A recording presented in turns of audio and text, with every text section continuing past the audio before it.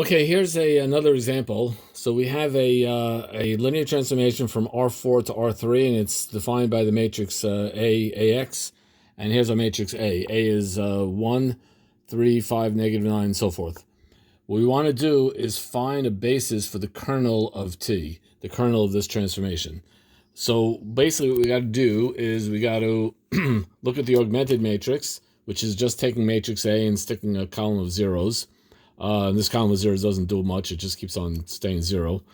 And I'm going to do some elementary row operations. Here I have all my calculations. And I finally get down to this matrix right here. So I'll look at the columns that don't have leading ones. So this here is going to be a parameter S, and that here is going to be a parameter T. And that means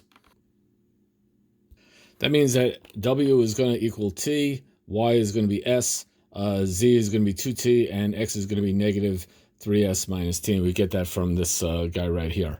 So now that means that, which means the vector XYZW is going to be negative 3S minus T, S, 2T, and T, and that breaks up into these two vectors here, which then breaks up into these two vectors here, which means my basis for my kernel is going to be negative 3, 1, 0, 0, and negative 1, 0, 2, 1, which I get from these two guys right here. Same thing. I could have written it as columns like this. I could have written it as, it doesn't matter. It's the same thing. But that's the basis